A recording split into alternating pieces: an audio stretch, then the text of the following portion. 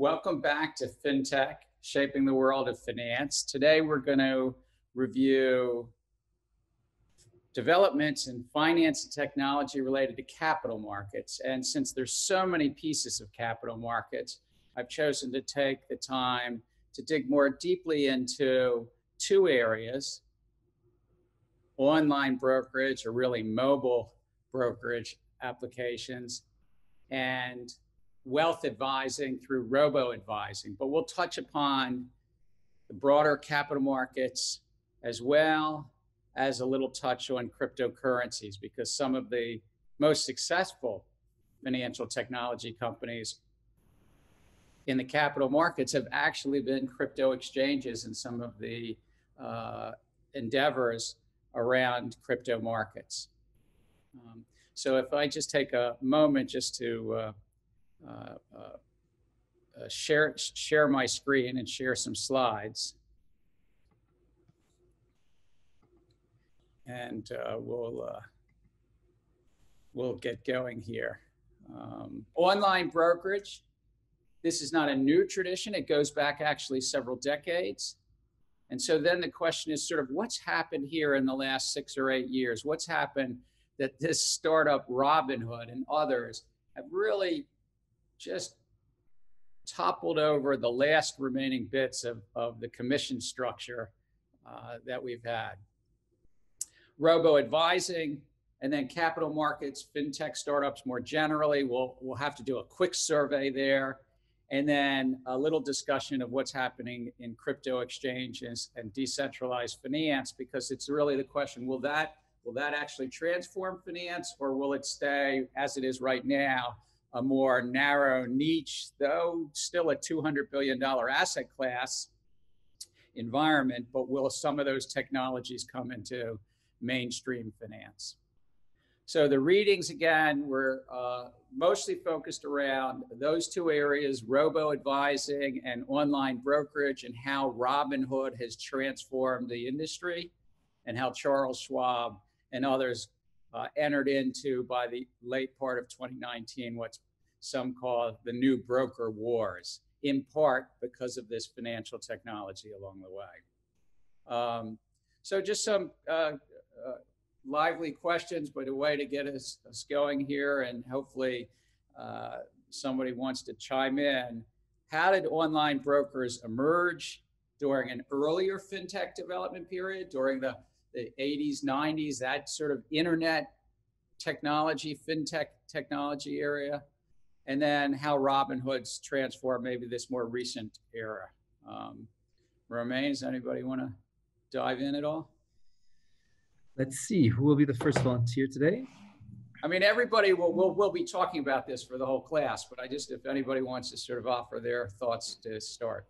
And we have Michael.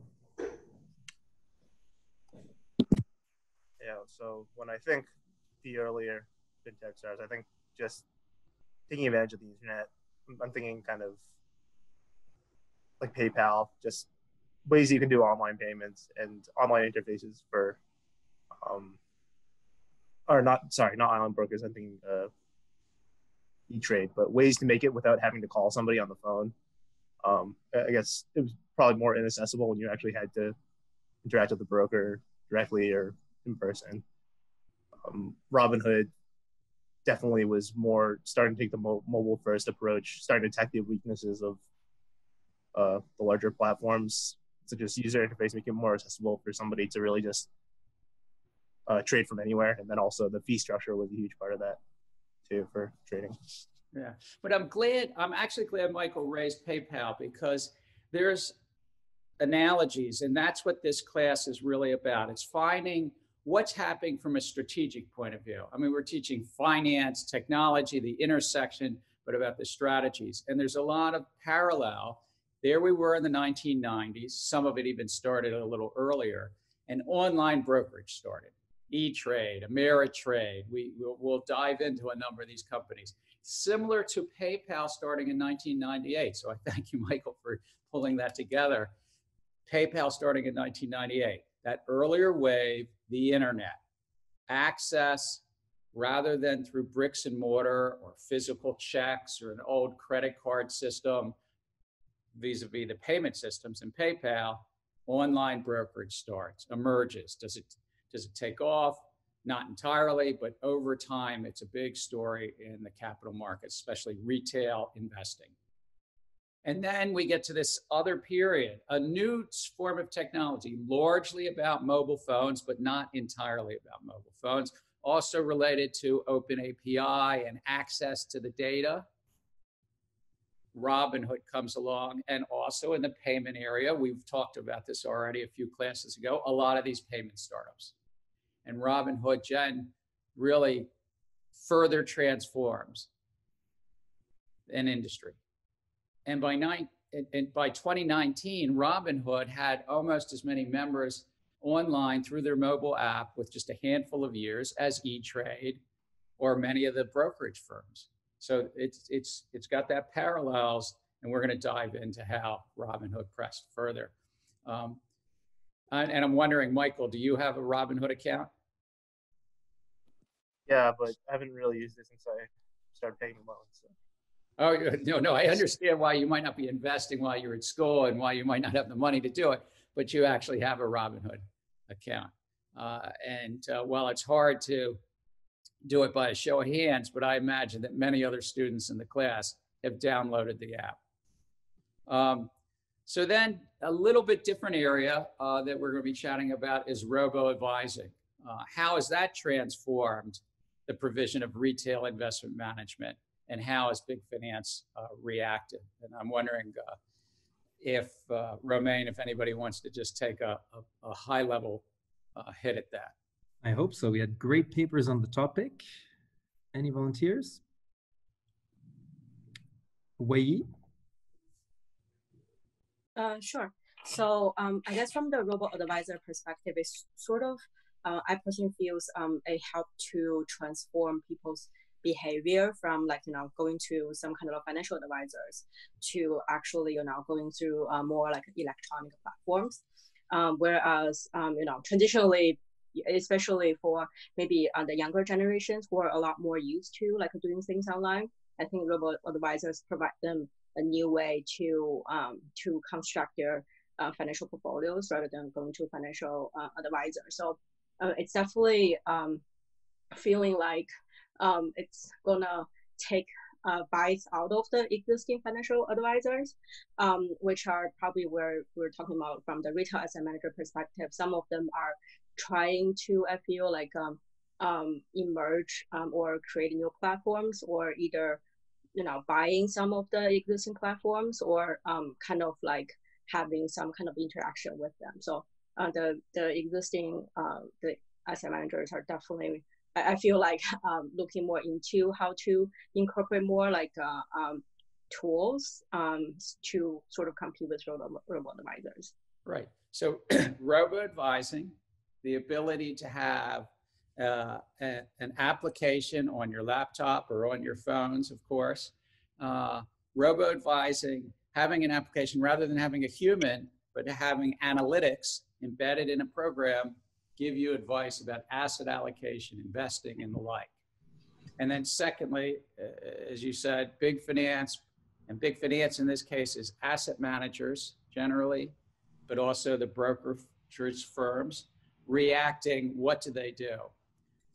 There's one other thing that's similar to what we see on online brokerage and Robinhood, and that's about costs. It's not just about a delivery system. It's not just about mobile phones, but it's also about a cost point and a price point. And we'll dive into that a little bit. But robo-advisors giving access to financial advice at lower costs, maybe in the sort of range of 20 to 50 basis points a year. Asset management, the whole field of asset management, the business of asset management, is accumulating assets under management. And if you accumulate $100 million of assets under management and charge 1% fee, that's $1 million of revenue. If you only charge a quarter of a point, that's only $250,000 of revenues. Now, of course, you can multiply it because none of these firms really want to just be at $100 million of assets under management. And the biggest, the BlackRocks of the world, are at $5, $6, $7 trillion of assets under management. but the robo-advisors have sort of tucked in here at a lower cost point. And that is also true on the online brokerage side. So it's delivery mechanisms, it's user interfaces, it's service, and it's also costs and thus price points. In essence, can you do something better, quicker, cheaper? That's kind of a very simplistic way to think about it. But any other FinTech trends? I mean, there's a lot going on in the capital markets that, Romain, you want to see if somebody wants to just sort of capture a couple of the other trends beyond these two on the retail side? Any volunteers?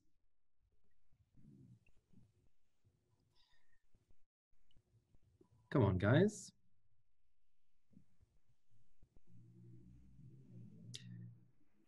Nikhil, go ahead. Thank you.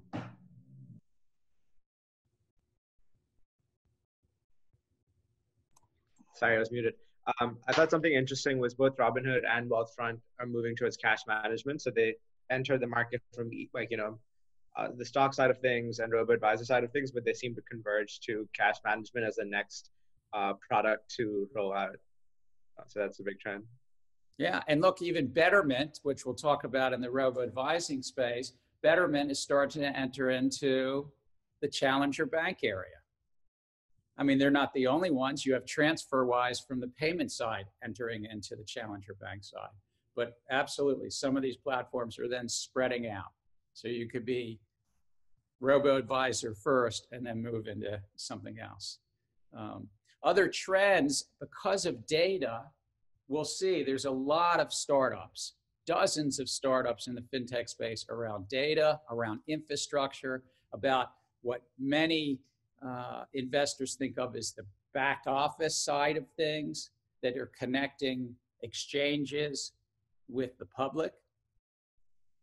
There are many startups around asset management and trying to help asset management out. And this would be big wholesale institutional asset management and not just the retail side.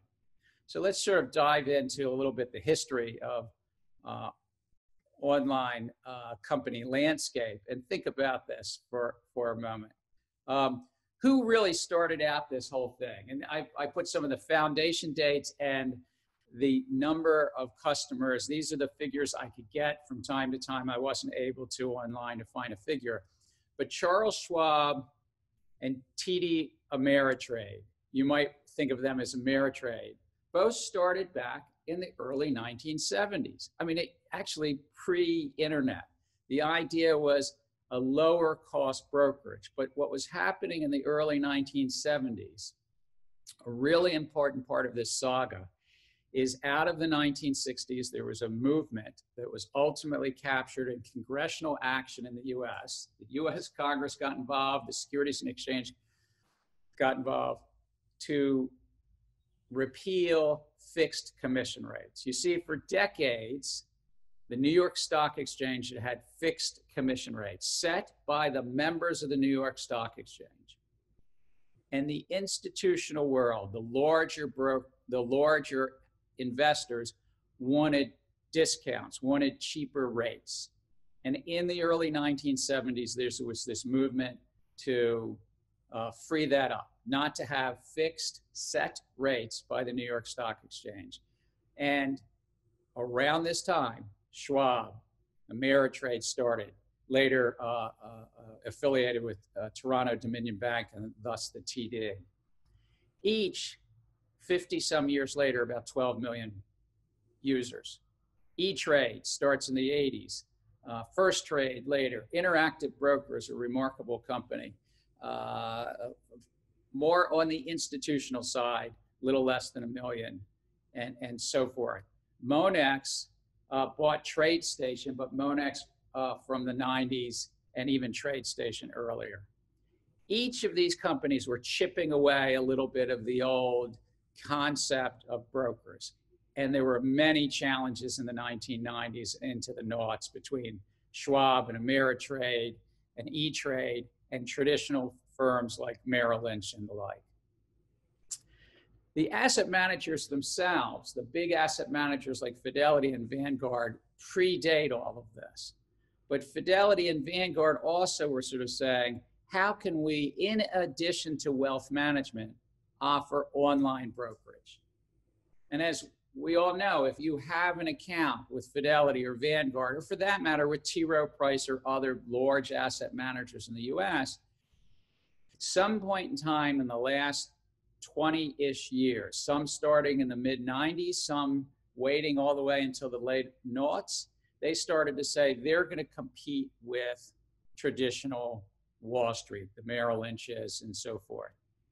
And they were going to compete by offering an online ability to buy and sell stocks.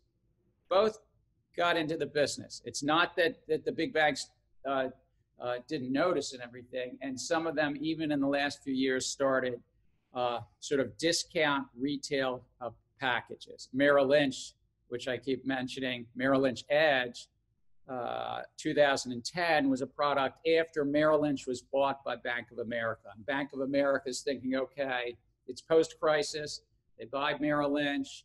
Merrill Lynch has this remarkable multiple thousand-person organization, brokers, but they do Edge to be online.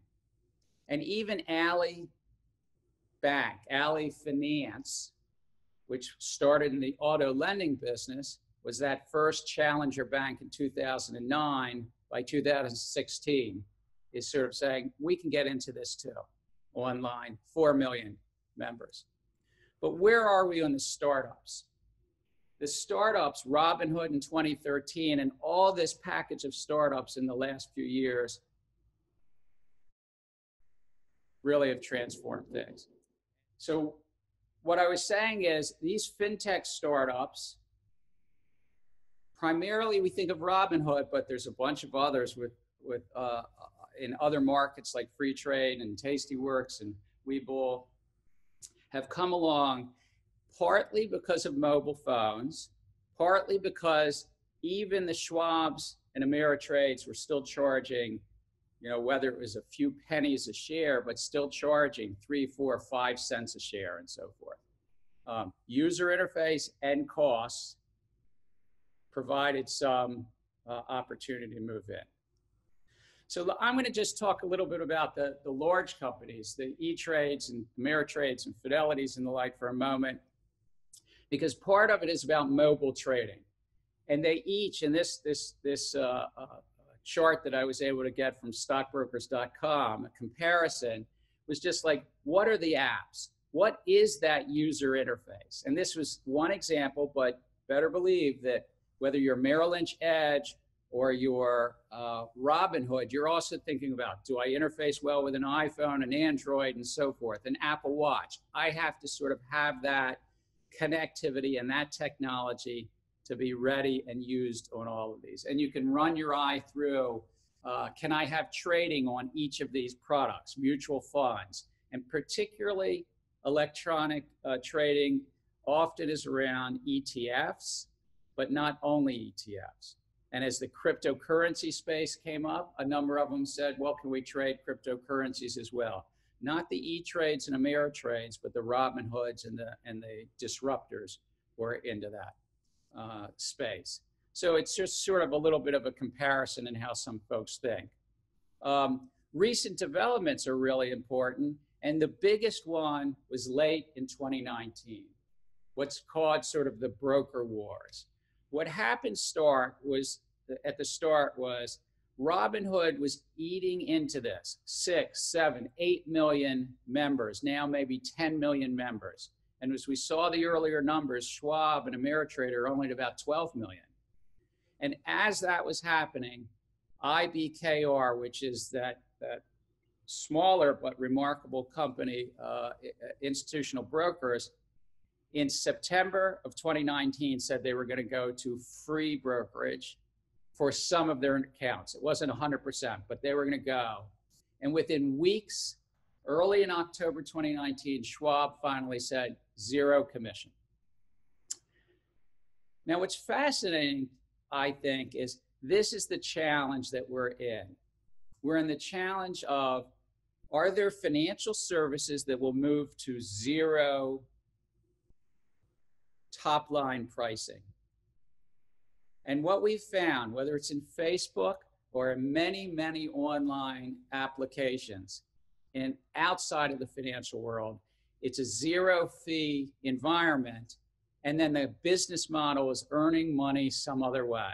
In Facebook's case, it's about marketing and advertising. 90+% of their revenue is really about advertising and marketing if you look at that business model, that remarkable business model. But it may be on the data. It may be cross-selling and marketing. It may be on the data. It may be somewhere else. We're going to talk about the revenue model of Robinhood in a moment. But Charles Schwab reacted. E-Trade, TD Ameritrade, all within 1 week went to zero commission. And in fact, it led to Schwab being able to do the next thing, which was announce the purchase of Ameritrade. With collapsing revenues at Ameritrade, Schwab could actually say, they made him an offer, purchase for $26 billion. Morgan Stanley wasn't going to be outdone. And early in 2020, Morgan Stanley, one of the most venerable old line investment banks, dating all the way back to J.P. Morgan himself, the industrialist that, though he's departed this world many decades ago, has his name on Morgan Stanley and J.P. Morgan Chase. Morgan Stanley buys E-Trade earlier this year. If you would have told the Morgan Stanley executives when E-Trade started 30 years ago that sometime they would, in their future, buy E-Trade, they would have sort of scratched their head and said, really? We're going to be a retail online brokerage firm? So it's sort of an interesting change in this world. So what's the long road? What's the long road of commissions? This is a much earlier chart, but if you look at this gray line, this commission rates from 25 cents a share down to about 3 cents a share in 2008 or 9. I think this chart cuts off around 2008. This long march of competition in part is because of volumes, as you can see on this, that volumes were going up and commissions were going down. So some of it is just efficiency, but it's also this competition that was coming in from E-Trade and Ameritrade on the retail side. But Robinhood sort of entered a world that still had 3, 4, 5 cents commission. Robinhood initially did an online app that was easy with a mobile phone to start an account. But what they also did is they said, we'll do it for free. Their business model from 2013 on, we'll do it for free. And how did they do that? What's the revenue model behind that? Anybody want to take I'm going to pause, Romaine. I will answer this question. I'm just saying, Romaine, who amongst the class would think, how could you be so bold as a startup venture capitalist? You start entrepreneurial effort, free online brokerage from day one. Any volunteers? Victor. I guess that you can either make a profit on lending money to traders so they can purchase stock, and you can also use some high frequency trading, as some people say that Robinhood is doing, in order to, before you sell, you actually go through a intermediary that you make a profit out of.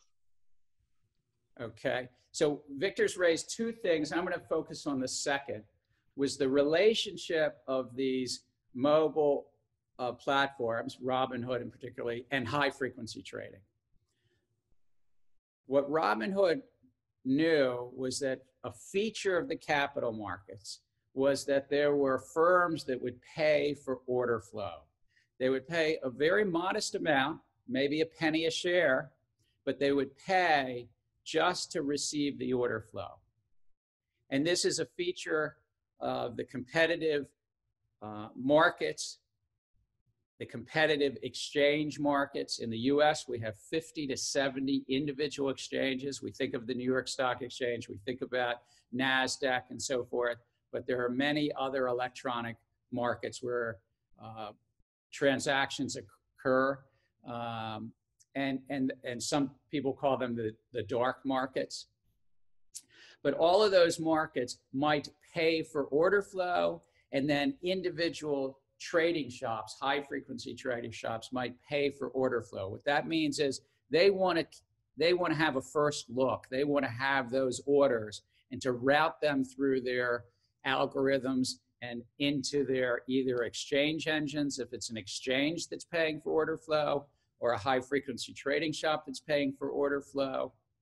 And the exchanges have different fee structures depending upon whether you make a bid or offer or you take a bid or offer. You will sometimes hear this called maker and taker rates. Making a bid or offer, putting a resting bid or a resting offer into an exchange engine, is more valuable for the exchange because it brings other orders into the exchange. So what Robinhood figured out was they could offer the retail public something for free because they entered into 2 or 3 major contracts with hedge funds, with high frequency trading shops, saying, we will enter into something where we're selling you the order flow for a modest amount. I don't know the exact amount, but let's call it a penny a share. Inside the pricing of the 3 or so cents to 5 cents that the online brokers were charging, but still very valuable over time for Robinhood. And then bingo, 6 or 8 million members later, account holders later, and a good user face, we get into the broker wars where others drop their rates as well. And so then I go to this interesting zero commission model chart that sort of talks about, well, how could you have the cost of financial advice be zero? Well, it's because of everything else. And the everything else model, whether it's for Morgan Stanley and E-Trade, whether it's for Charles Schwab, or whether it's for Robinhood, as Victor said, this is everything else that might be valuable for you. Picking up payment for order flow is the third one on this list, but margin interest, maintenance fees, transaction fees, sort of saying, once you have a client, there's a lot of other revenues that can be garnered. So once Facebook has your information, there are other revenues that Facebook can garner. But in the brokerage space, this is very well known. This was known in the 1960s and 1970s when the large investment banks would think, if I have a relationship with this big insurance company, I can earn money in other ways. It's what led in part in the early 1970s to break the old, decades-old fixed commission rates because large investment banks wanted to discount and lower their rates for large institutions, not for the retail public, but for large institutions. That was 50 years ago. But that was also because there's all this revenue potential, as this little graphic says, beneath the surface. Romain, questions, if I can pause a little bit, because it's about the business models of brokerage and the business models of investment banking. Let's wait a few seconds so people A have world the time. that I lived at Goldman Sachs for 18 years, even though that feels like another era. So we have a few questions. Let's take Luke and then Hassan. So I have one quick question when it comes to traders or trading platforms. Banks usually make money by holding deposits on a daily basis because that's a revenue to the firm. It's especially hard to do so in US when interest rate is near zero, but in emerging markets such as Korea, China, or India, they basically make the revenue if you have somebody's money and you can lend it out in a net interest margin of positive. How do platforms like these, E-Trade or Robinhood, make money when they transfer the money from a deposit to their account and takes 2-3 days, and they can make money out of it besides these hedge fund deals that you have explained? So, a great question. So the classic, what I would call commercial bank model is exactly what Luke said. There's a net interest spread between the depositor's money and what you lend it out. And whether you're a $1 trillion bank or a $100 million bank, it's basically that spread between the depositor's money and what you're lending out. That model's been around for centuries. And as Luke said, it's a little bit more challenging in different interest rate environments, but that's been there.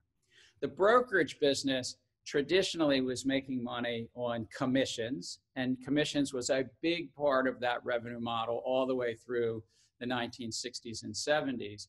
But there's other pieces of it as well.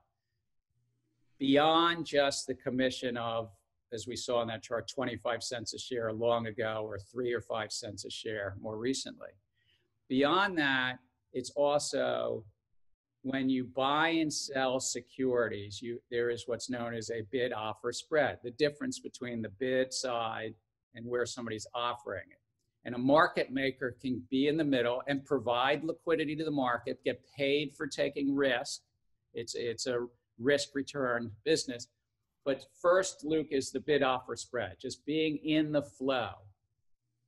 In Robinhood's case, Robinhood said, we don't have the balance sheet.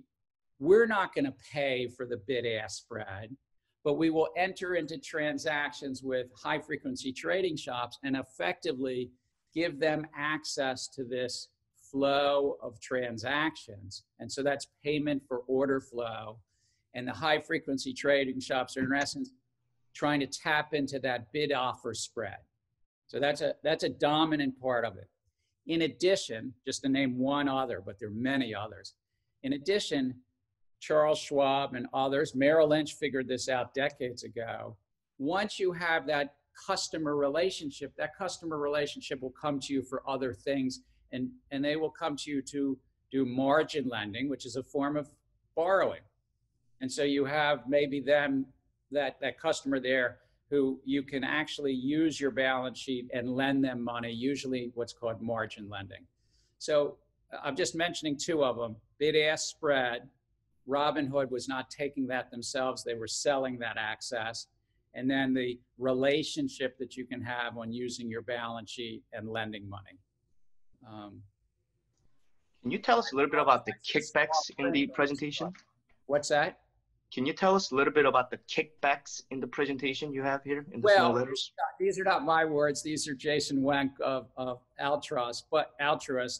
But in essence, there's so many different ways that you might take a customer's order flow and sell access to that, or you might be the front end model. You could be, I'm not saying Robinhood or Schwab are doing this, but you can be that front end model, and then somebody else will pay you, pay the Schwab, pay the Robinhood.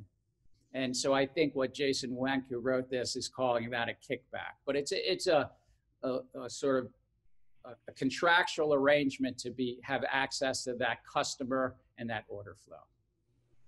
May I safely assume that they're selling our data as well, as Google is doing? So data is really important, and data is really important for multiple reasons. One, the better data you have, the better trading algorithms you can create.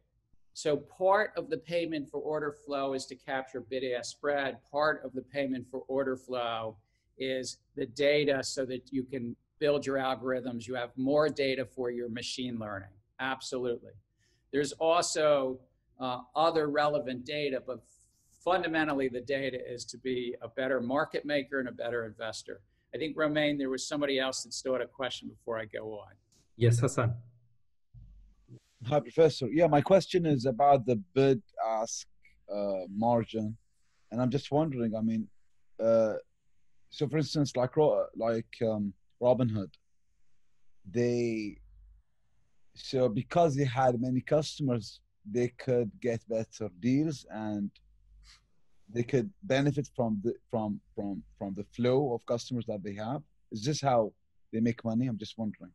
Well, so actually, the way they made money is they were getting paid for that flow, because their business model early on, and others like them now, said, we will go to the investing public and zero commission, and somebody else will pay us.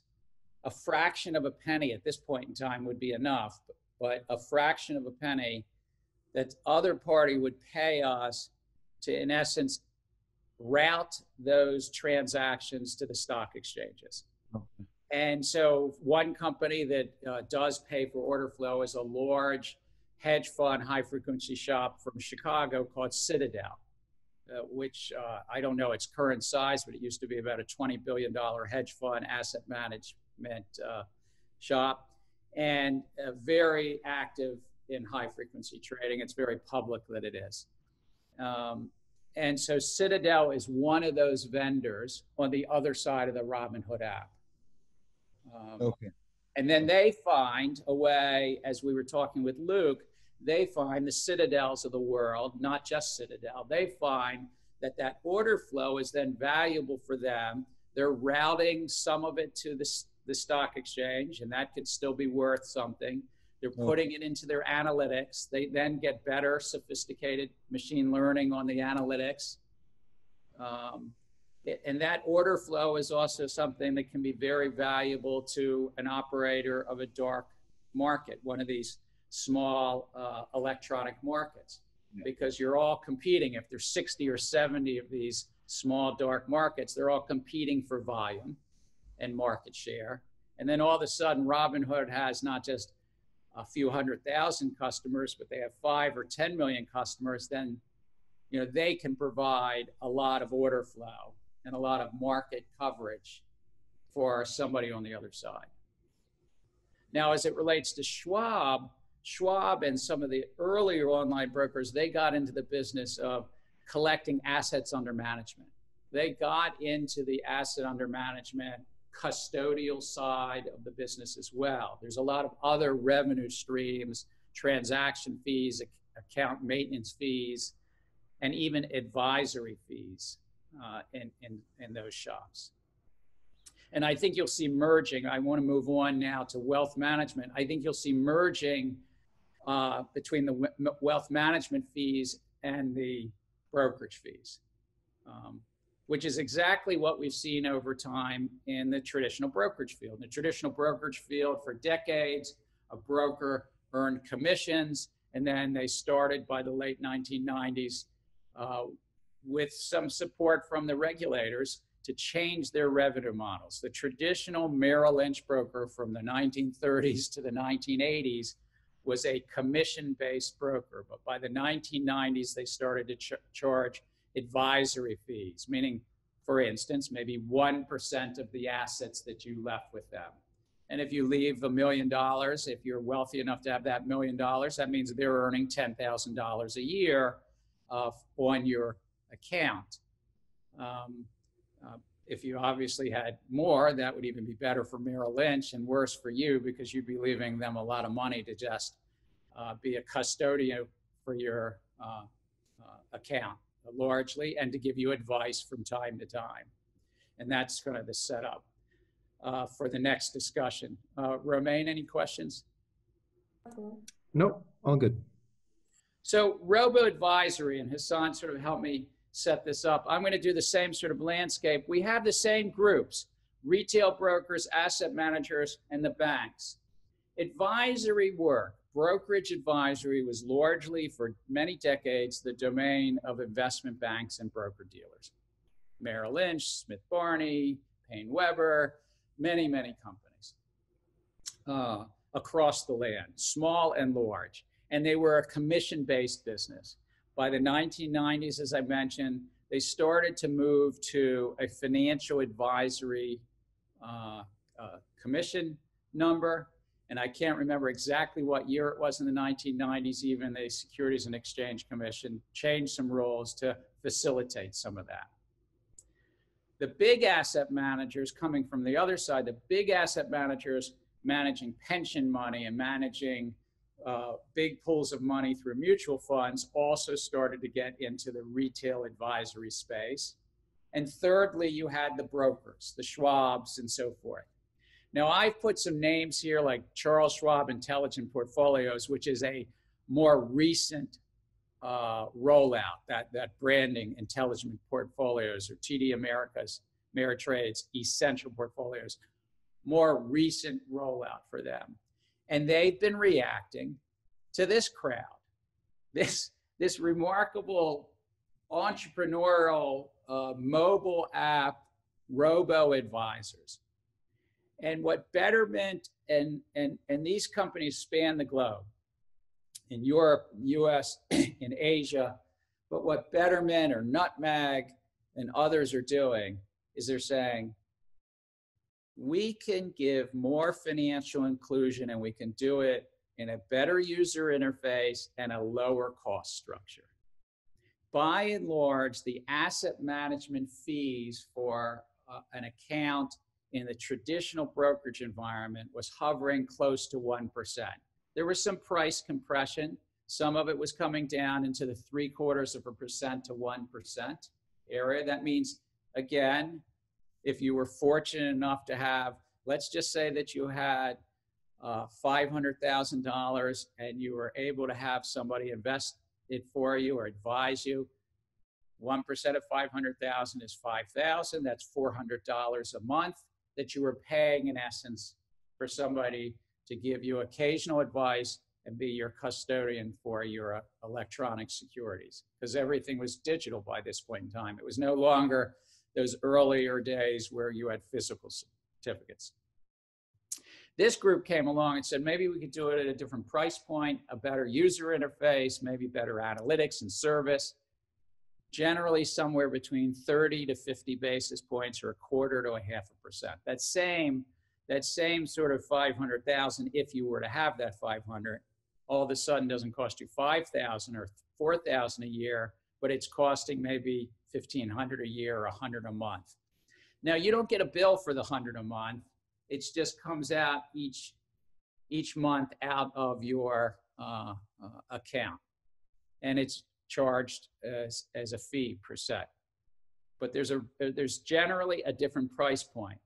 We haven't gone all the way that we went with online brokerage to mobile brokerage to zero accounts, zero fees.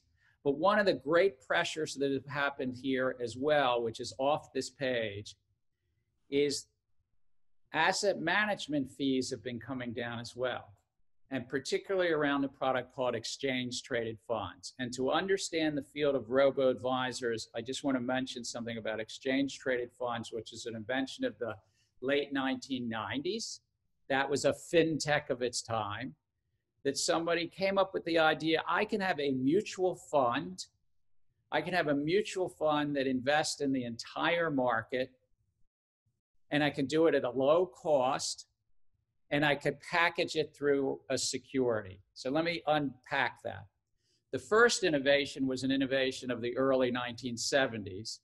Jack Bogle, who was the key innovator behind Vanguard, said, wouldn't it be great if we gave America at the time a product they can invest in the whole stock market, a little bit of each company, and we're not going to manage it for them. We're just going to arithmetically pick a little bit of every stock, and it was called an index fund. We take it for granted, but that was kind of an innovation, a remarkable innovation of the 1970s. Everybody could have a piece of the stock market at a low cost, and to this day, Vanguard is still not a publicly traded for-profit company. It's a mutual company. Vanguard is held and owned by its mutual funds that are held and owned by us, if we're part of Vanguard. That innovation then led to an innovation in the 1990s that said, what can we do to make this even more efficient? What if we take an index mutual fund and take the interest in the mutual funds and make those securities? Took a little change in some regulations, but all of a sudden we had this thing called exchange traded funds. These low cost ways to participate in the stock market, the bond market, some in the gold and silver markets, exchange traded funds. All of these robo-advisors in their sort of packaging have sort of said, we can get you into this and get you out of this, into this market or out of this market, and use exchange traded funds. The second big innovation for robo-advisors, of course, is everything we talked about out of artificial intelligence and natural language programming, processing. the ability to take voice or to take digital and transfer that into machine language, computer language, and the reverse. So robo-advisors came along at a point in time where you could basically automate us humans a bit. Not entirely, but we could, step back, humans step back, and robo-advice goes in. And you could do it at a lower price point. And the third innovation was basically some simple analytics, not machine learning, but simple analytics on portfolio and asset allocation. Some of it's related to if you're in your 20s and you're saving for retirement, you could take more risk. You could have a higher equity share versus a bond share. If you're in your 60s and you're about to retire, you should be more stable, a little less risk, maybe more bonds and less equities. Some of it's that simple, but they were able to basically take that. And so the betterment started, and they could find really readily available software for asset allocation. They could use products like exchange traded funds. Mobile phones were around already, so they had a good platform. And they sort of say, all right, we'll go to a lower fee point. And all of a sudden, we start to see a real change of things. Questions remain. While we wait for questions on this topic, we have a question in the chat about Robinhood's business model from George. Do you see Robinhood and other startups starting their own high-frequency trading operations instead of selling the order flows? And then Devin asked whether maybe Citadel or any other hedge fund should just buy Robinhood outright. These are two really great questions about the future. I think that in both ways, will the front-end platform, and that's really, in a sense, Robinhood, and even in this robo-advisor space, the Betterments of the world, is a front-end user interface platform that tend not to have balance sheets, and they tend to let somebody else handle that capital markets risk behind it. But the question here is, do I see the front end sort of building balance sheet and moving into the capital market side? And do I see the capital market side, the sort of balance sheet risk taking, moving into the front end side? And we don't know, but history tells us that tends to happen at some point, that there's some sort of what you might call sort of vertical integration. And if you really think about these slices on this page, the JP Morgan building U-Invest in 2018, or Merrill Edge in an earlier time, and if I go back to the brokerage side, they're named products there too. That's balance sheet coupled with front end. That's the fully integrated model. But then if you look at the asset managers, the BlackRocks of the world are not actually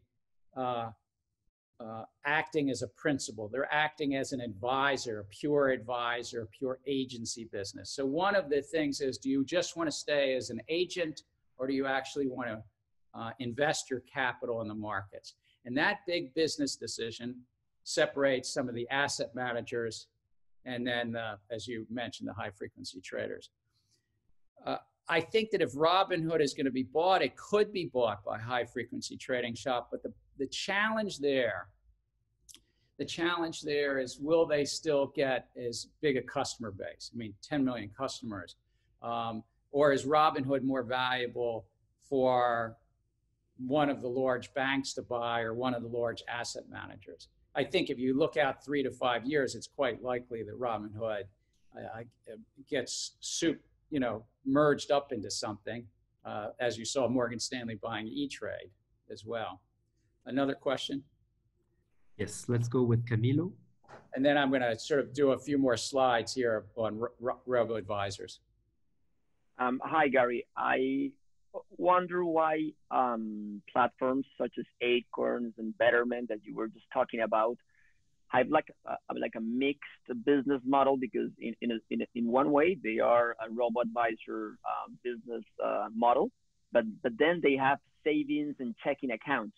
Correct. They're stepping a foot like into a banking model. What's the reason to merge the two spaces into one? I think because they have the front end customer relationship and they have some trust, and this sort of helps set something up.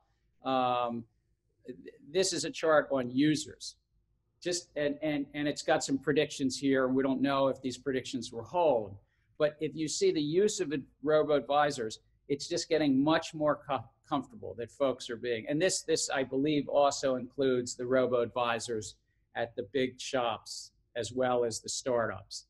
But just as if you have that user interface, and remember we talked about challenger banks as well, Camilo, the challenger banks last session, a lot of it's about trust as well. Once you have that user interface, there's a certain trust and frankly stickiness to it. So if Betterment, which is looking to become a challenger bank, can use that customer relationship, then you can build the platform.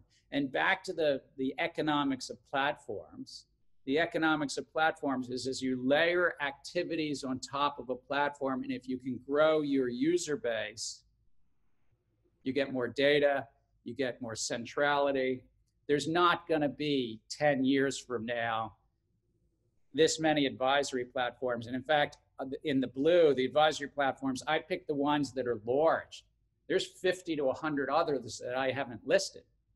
So there's going to be consolidation as sure as we're here at this moment. There's going to be consolidation in this space.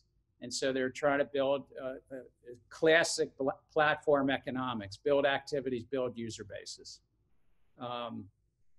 And this is assets under management, the same website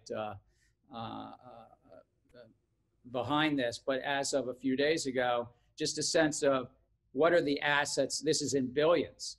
So in 2020, $1.2 trillion of assets under management, somehow associated with robo-advisors. So even a 0.25% fee on this starts to be a real revenue model. Possible evolution. I sort of like thinking about, well, where could this go in the future? I mean, where did robo-advising start? All the way on the left, it's just an online questionnaire about asset allocation, largely. And an online questionnaire, a mobile questionnaire about products and risk and how, and then usually a list of exchange traded funds, some bonds, some simple, but very accessible, broadening financial inclusion for lower rates. And it helps a lot of people, a lot of investors sleep well at night. It lowers their uncertainty. I'm getting some good advice about asset allocation, some risk, some life events. But could it move further? That's the question. Can it move further? And exactly like Camilla said, and Luke's earlier question about other revenues, can robo-advisor like Betterment say, well, we'll actually be the fund manager. We'll start to actually manage the funds rather than just doing these low-cost ETFs. And maybe we'll start to actually do something more with regard to risk-based portfolio allocation. Maybe we'll start in this third column, do a little bit of algorithms. Maybe, in fact, we'll start to do trading and be a principal as rather than just an agent and an advisor and the like. So, you know, there's going to be more sophisticated algorithmic AI or machine learning, but I don't think it's going to be highly sophisticated machine learning because there's a certain commoditization about the advice. But it is quite possible as we move forward that somebody will figure out what risk I should take versus somebody else. Andrew Lowe, a faculty member at MIT, thinks that you can take machine learning and embed it in even an index fund, that you could have inside of an index fund what Andy talks about is called the freak out factor, that we all have different risk profiles. When the stock market goes down, how likely are we to, quote, as he says, freak out and want to sell? And that we could, based upon other aspects of our lives, sort of put that into a machine learning model and have it automatically adjust up and down. Questions before I think I'm going to go to the broadly the capital markets piece.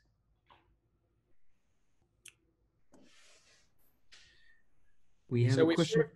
We've sort of covered, I'm pausing here for a second, but we've sort of covered the online brokerage, robo-advisor, those two big pieces as sort of captured by Robinhood and Betterment might be the two companies that are, the leads of the pack, but they're not alone. And in the wealth management side, it's much more evenly split. Whereas in the mobile side, in the mobile brokerage side, Robinhood seemed to really sort of punched high and done well. The only question we have, Gary, is from the chat from Luke. What kind of US regulation is deterring the likes of Robinhood to expand globally or to attract capital from abroad? Well, this is a highly regulated space in both the advisory side and the brokerage side. And Robinhood would certainly need to be aware of that and registered appropriately as a broker-dealer here in the US. And then on the asset management side, there's a little bit different regulations, but also regulated here. Attracting capital from overseas, if the capital is just investing in Robinhood in one of their venture rounds, BCD rounds, because these are probably private placements, largely speaking, other than the usual regulations around sanctions and anti-money laundering, it'd be straightforward. If it's actually customers using the platform, then a Robinhood would have to be aware of the regulations in that jurisdiction, whether it's the regulations in Europe or in your home country, Luke, in Korea, that those customer-facing applications, Robinhood Korea, would have to think, do they register as a broker-dealer in Korea or Japan and the like, as they are, in fact, just a mobile application for a traditional investment brokerage firm. So again, sort of trying to capture capital markets. Capital markets is a vast array of activities, from accessing capital to trading platforms and the like. And this slide from McKinsey just sort of captures an earlier stage of where is FinTech in each of these. And I'm not going to go through each of these buckets, but part of why I have this is it's so many little buckets. We talked about two on the retail side. They're crowdfunding platforms, literally platforms that help companies raise money. There's trade execution, and I'm going to talk about a couple in a minute. Decentralized trading platforms like in cryptocurrencies, but also centralized trading platforms in cryptocurrencies. But even in the last few years, a firm called IEX is a startup in trade execution. It's a new trading platform. There's post-trade services. There's a lot of infrastructure and operations. The capital markets are a vast, multi-trillion-dollar business globally in terms of revenues.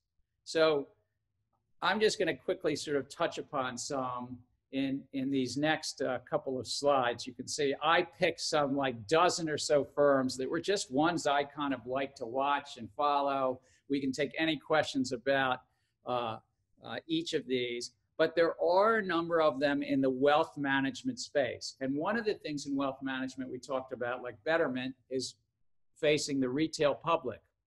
But there are startups that are in the wealth management space facing financial advisors. These tens of thousands of financial advisors want better software, and Adipar and a number of others are actually platforms for the financial advisors. That financial advisor that's trying to build a business wants software and access to the capital market, so it's an interface between the two. There's a bunch that are in the area of collateral management and infrastructure. Cloud margin, literally collateral management means the collateral that you're moving on derivatives in the institutional market, or collateral that you're moving even as it relates to loans. And Why not start a platform that might be a little better for collateral management and take some of the back office cost out of it? And not to be outdone, you could have digital fixed income brokers as well as equity brokers. What we were talking about earlier was the stock market and this company called Elephant. I mentioned IEX started in 2012. It's to be a competitive stock market to NASDAQ, New York Stock Exchange, started by a bunch of buy-side institutions, for instance. And sometimes it's just research. PitchBook and others like PitchBook put together a remarkable database on the financial business of venture capital, for instance. So it could be a lot of different spaces. Back to sort of thinking about the different aspects of capital markets, crowdfunding platforms, trade execution, the post-trade side of it. I don't do this to be like a full course on capital markets, but it's to sort of open your sort of thinking to, it's not just the retail interface. It's not just using a mobile phone, good data, good user delivery, and lower cost. And that's really the Robinhood betterment side. It's also a lot of taking the paper flows out of it, old processes out of the back office, and trying to sort of provide a service to the capital markets in a better way. Romain, any hands raised? Anyone has a question on this topic? No, I think we can move on. Let me just close out crypto markets a bit. And some of you take the crypto finance course, so it may be a little bit repetitive. But let me just say, one thing that's interesting is this crypto market came along. Is there a question here? Luke has his hand raised. So let me hold Luke because he's had a lot here. So let me just say something on crypto markets, and then we'll definitely take Luke's question. But the crypto markets came along about a dozen years ago, and by an early stage of these markets, somebody said, "How can you buy and sell Bitcoin?" And they created exchanges, a new form of exchange, not for equities, not for bonds, not for foreign currencies or fiat currencies, but cryptocurrencies. And these exchanges act as agents matching buyers and sellers like traditional exchanges. But they also act as market makers. We talked earlier about capturing bid-ask spread. These exchanges could also buy and sell from customers. Not all of them do, but they could. Traditional exchanges did not. And they also acted as a custody and held your funds. And even to this day, if you trade on a crypto exchange, you're moving your asset through the use of what's called a private key, but you're moving your asset to the crypto exchange, and they're the custody. They're the custodian. The public has direct access, and this is a very different model than traditional exchanges. And the question will be, will this come to traditional markets? And that's why I wanted to focus on this a minute. In traditional markets built upon a business model that's multiple centuries old, you and I are not members directly of the New York Stock Exchange. We have to go through somebody to get to the New York Stock Exchange. That's called a broker. It's called a member of the New York Stock Exchange or the London Stock Exchange or the Shanghai Stock Exchange. But in these markets, in these crypto markets, everybody can access directly the markets. The markets actually, interestingly, have to have a much more robust API for the retail public. The New York Stock Exchange and London Stock Exchange have to have a robust API, application program interface, for institutions. And it has to be very high volume, very resilient.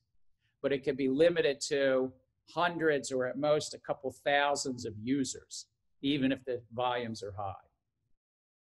These exchanges have to be open to millions of people from their home laptops and mobile phones. A very different architecture where it's disintermediated the broker dealers. And the question I have, which is unanswerable right now, will this be something moving forward? Will we see a direct access model at any exchange around the globe, or will we stay in the intermediated access? There's a lot of regulatory reasons we'd stay in the intermediated access. There's some competitive reasons brokers wouldn't want to have folks going directly. But on the other hand, the technology now exists that you could go directly. And so these markets, by the way, are not well regulated, and they're rife with fraud and scams and manipulation. So I just want to mention that. I see a few hands in addition to Luke's hand, so maybe we should pause. Yes, Carlos? And we'd have to get Luke's too. Like, Carlos, all right?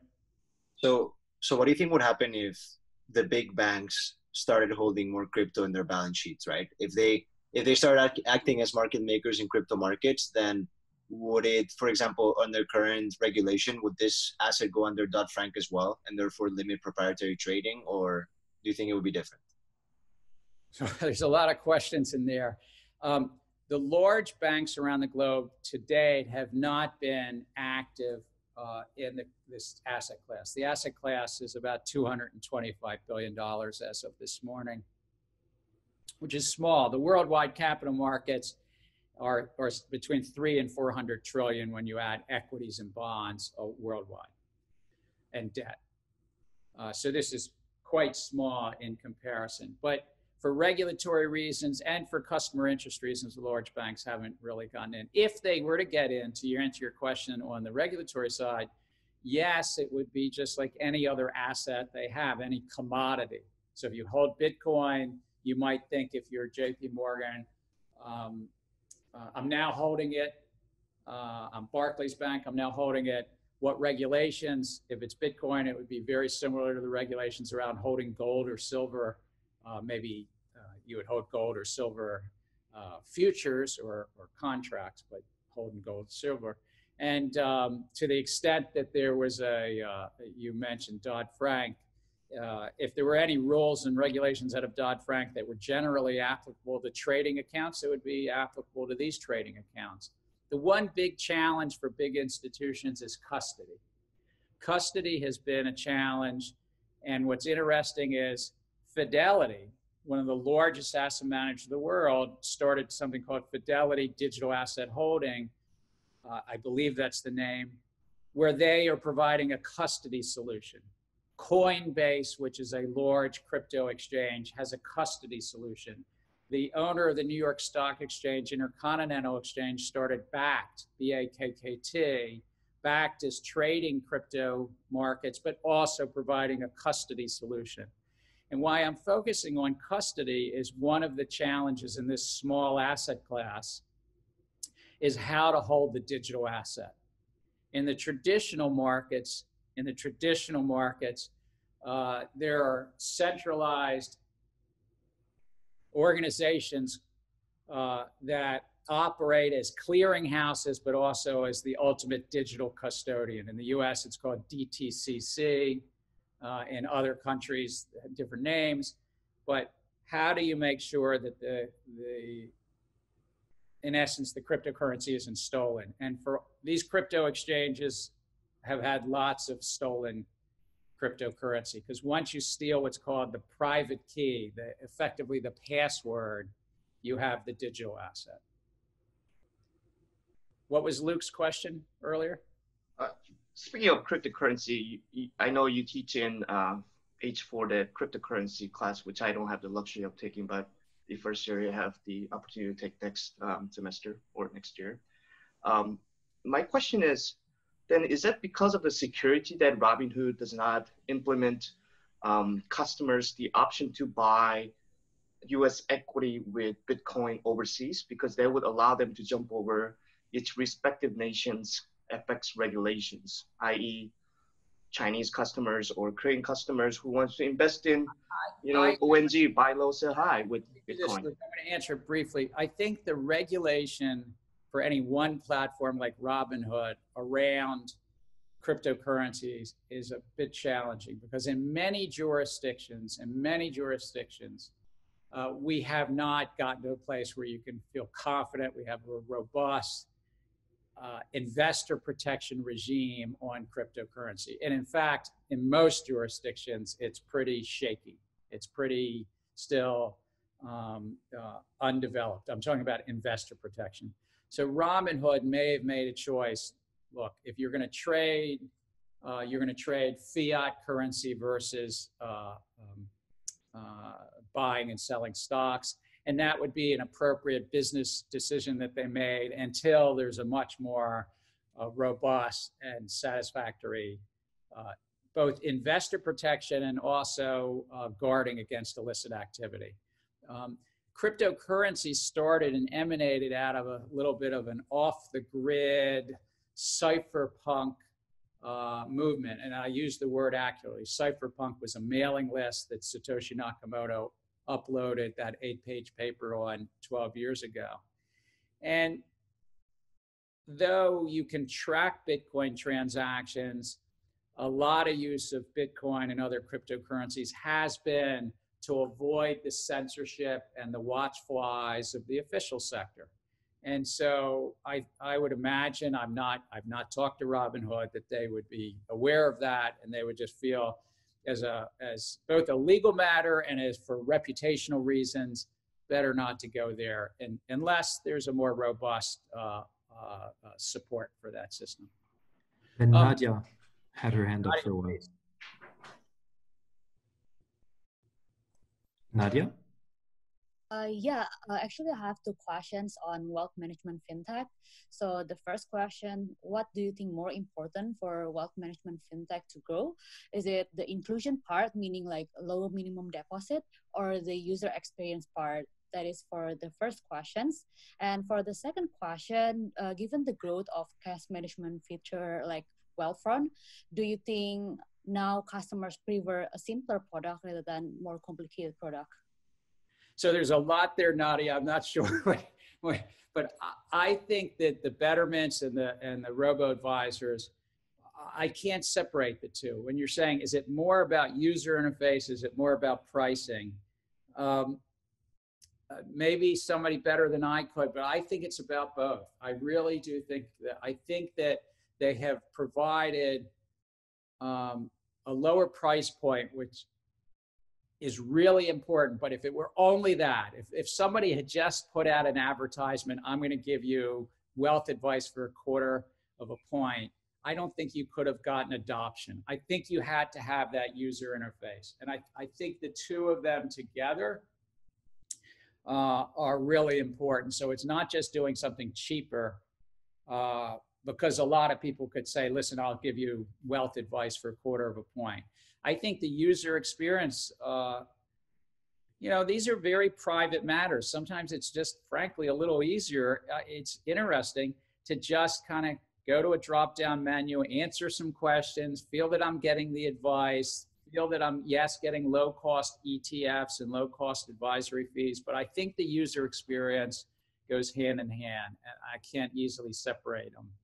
Let me just try to wrap up, and then Nadia, remind me the second half of your question as I wrap up, because I want to make we only have about 3 minutes, so I want to just make a point beyond these crypto exchanges. There's a bunch of crypto lending and borrowing, and why I raise this is this market, just like the capital markets, is starting to say, can I lend to crypto? Can I borrow crypto? And why would you do that? Same reason in the capital markets. You lend and borrow stocks sometimes because you want to buy the stocks on margin, or sometimes you lend it because you need to borrow against your assets to do something else. So these markets are developing that way. But the thing that I wanted to mention was this question of decentralized finance versus centralized finance. Centralized traditional finance, this is a slide that I sort of created in the last 8 months, has proprietary software, central clearing, all the attributes that I list here. The question is there a market, just like we talked about in lending, for peer-to-peer decentralized finance? And what we found in Lending Club and other companies, they really haven't stayed decentralized. They started with this concept that will be peers lending to peers. And then what we found is they've become more marketplace platforms. and platform economics have taken over. But there's been this question, can there be an open source software built on blockchain technology that's truly peer-to-peer? And you will hear this time and again. It's a business concept that I just want to prepare you for. Decentralized finance versus traditional finance, usually used in the context of blockchain technology. And the advocates say blockchain technology facilitates, we can get rid of the big banks. That is what they might say. That's what Satoshi Nakamoto wrote in some of the early emails and so forth, that we can disintermediate both banks and central banks around cryptocurrency and the like. That's the dream. But the question is whether network economics, whether there's a reason in capital markets and finance that you have sort of a hub and spoke approach rather than a decentralized approach. When I say hub and spoke, the New York Stock Exchange or London Stock Exchange is sort of in the middle of the market. The banks, back to Luke earlier question, are sitting there collecting a net interest margin, and why Lending Club is moved into a marketplace platform rather than that peer-to-peer. And so this debate and this business concept is a relatively important one, and it basically goes well beyond cryptocurrencies. And I wanted to mention it, but in cryptocurrencies, and this is my last little bit, is that there are DeFi platforms, decentralized finance, where you can peer-to-peer use a crypto exchange. Binance, IDEX, Uniswap, others basically say, we're not going to have a central exchange, or more technically, a central limit order book, but Nadia and I could trade, and later Nadia could trade with Luke, and Camillo could trade with somebody else, but it's not all centralized. And similarly, there's platforms, MakerDAO and Compound and Synthenex are the three big ones that are trying to do that on crypto lending and borrowing. There's even prediction markets that are trying to say, Nadia can trade with Luke and make a bet. Now, the regulatory environment for these prediction markets is highly challenged, and they might be doing things that are not strictly within the law. But these decentralized markets are very small. None of these projects are really big. But some of these projects have a few $1 billion in their crypto lending and borrowing. Some of these exchanges have a few $100,000 a day of trading. They're not big. But it raises this central question of traditional finance versus decentralized finance. And I just wanted to capture that before we signed off today.